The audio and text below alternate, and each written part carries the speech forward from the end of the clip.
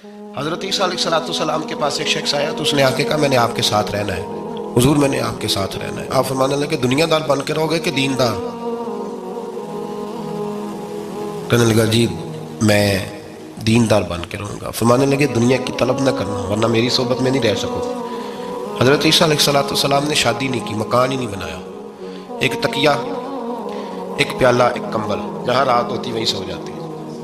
ایک دن ایک شخص کو دیکھا کہ وہ نا ڈھلان بنی ہوئی تھی، پتھر کی پہاڑ تھوڑی سی ڈھلان بنی ہوئی تھی تو نیچے لیٹا ہوا ہے۔ آپ نے کمبل بھی صدقہ کر دیا، کہنے لگے آج کے بعد جہاں ڈھلان بنے گی وہاں سو جائیں گے، کمبل کی ضرورت ہی کوئی نہیں۔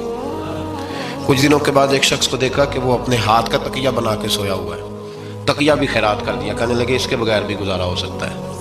کچھ دنوں کے بعد دیکھا کہ ایک آدمی چلو میں پانی پی رہا ہے، پیالہ بھی اللہ کے راستے میں دے دیا، کہنے لگے چل جائے گا کام اس کے بغیر۔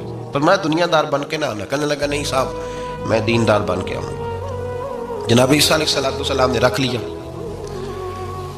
آپ پہلے دن ہی کہنے لگے چل آجا روٹی کھا لے، 3 روٹیاں منگائیں،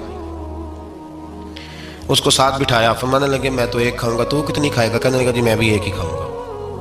ایک روٹی اس نے کھا لی، ایک آپ نے کھا لی، تیسری روٹی چھوڑ کے جناب عیسیٰ علیہ السلام دریا کنارے وضو کرنے چلے گئے۔ واپس آئے تو روٹی کوئی نہیں تھی۔ اللہ کے نبی تھے، جان گئے، رب کریم کا بندہ بھی جان جاتا ہے۔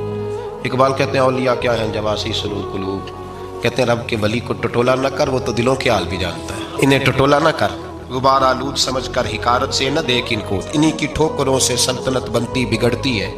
اور اقبال کہتے ہیں نہ تیغ و تیر میں نہ لشکر و سپاہ میں، نہ تیغ و تیر میں نہ لشکر و سپاہ میں، کہتے ہیں نہ تلوار میں نہ تیر میں نہ لشکر میں نہ فوجوں میں، نہ تیغ و تیر میں نہ لشکر و سپاہ میں ہے جو بات مرد قلندر کی بارگاہ میں ہے، جو بات مرد قلندر کی بارگاہ میں۔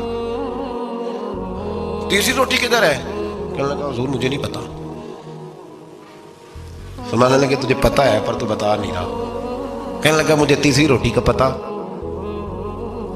حضرت عیسیٰ علیہ السلام ایک ہرنی جا رہی تھی، اس کے ساتھ 2 بچے تھے، آپ نے ایک بچہ پکڑا، اس کو ذبح کیا، لکڑی جلائی، اس کو بھونا، اس کو بھی کھلایا، خود بھی کھایا، ہڈیاں جمع کر دی۔ جب وہ ہڈیاں اس پہلو کو ذرا سمجھیے گا، جب کھا بیٹھے ہڈیاں جمع، وہ ہرنی بھی کھڑی ہے، وہ دوسرا بچہ بھی کھڑا ہے، ایک بچہ کا ذبح کر کے کھا لیا، دوسرا کھڑا ہے۔ جب پیٹ بھر لیے وہ بھی ڈکار لینے لگا سامنے، تو حضرت عیسیٰ علیہ السلام ہڈیوں سے کہنے لگے چلو اٹھ جاؤ اللہ کے حکم سے۔